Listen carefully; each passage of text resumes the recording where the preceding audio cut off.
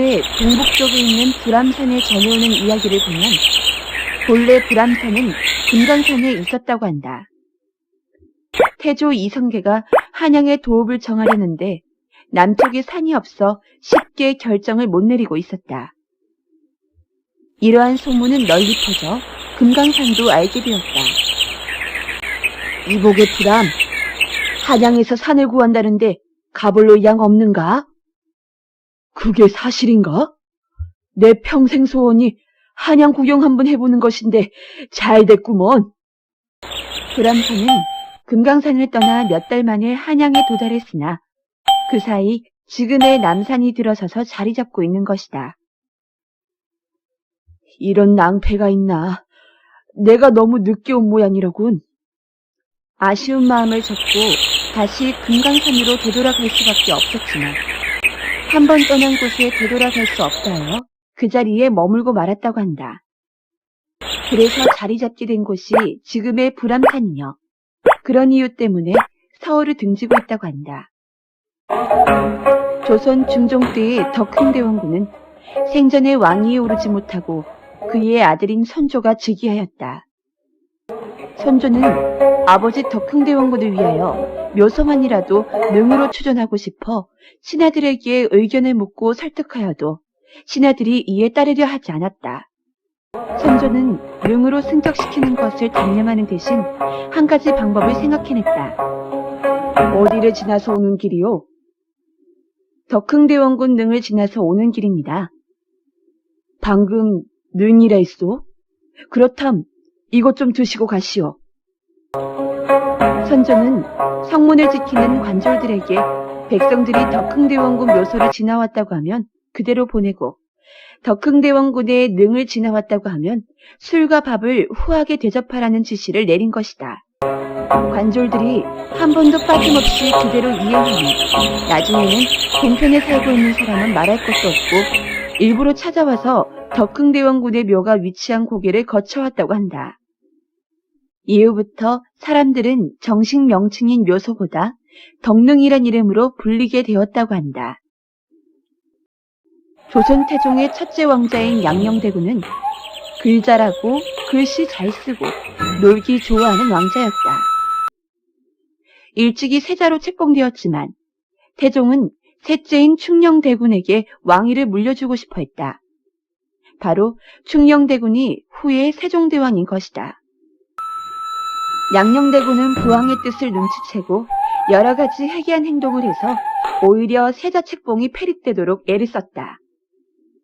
둘째인 효령대군은 형의 세자 책봉이 패릭되면 자기 차례라 생각해서 몸가짐이며 말씨며 행동 거지를 각별히 조심하여 왕자다운 품위를 갖추려고 노력했다.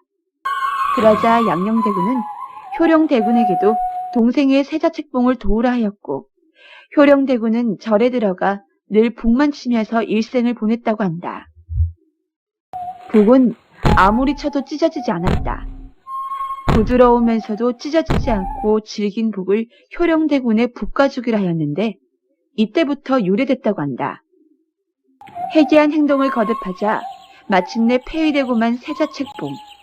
그는 세자라는 멍에서 벗어나 비로소 세상을 두루 돌아다니며 자유롭게 평생을 살았다. 숭례문은 한양 고성을 둘러싸고 있던 성곽의 정문으로 남쪽에 있다고 해서 남대문이라 불렀다. 숭례문의 현판글씨는 양녕대군의 작품으로 알려져 왔다. 태종의 장남이며 세종의 맏형인 비운의 왕자 양녕대군.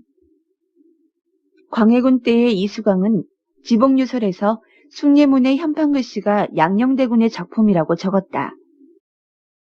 고종 때 편찬된 것으로 추정되는 동국여지비고에도 이렇게 기록되어 있다.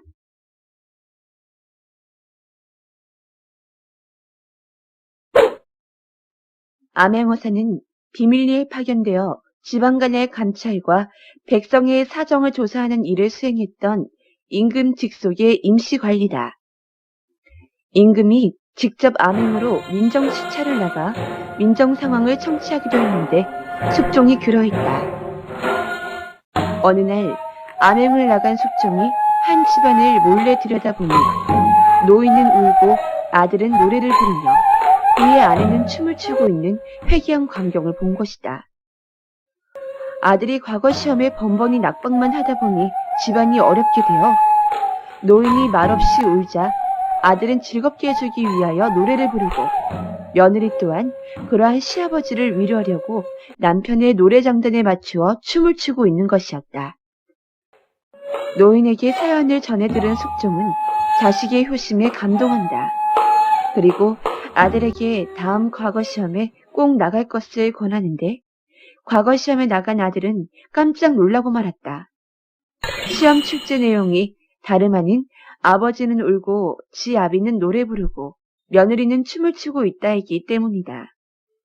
결국 아들은 급제를 하여 숙종 앞에서 눈물을 흘렸다고 한다. 암행어사가 백성들에게 담비 같은 존재였다고 해서 유래된 어사후.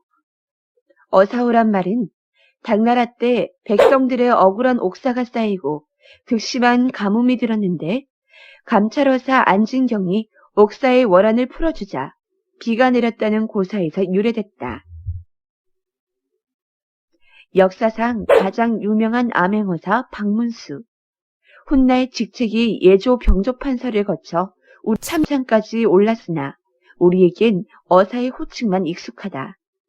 그러나 모든 암행어사들이 박문수처럼 뛰어났던 것은 아니다.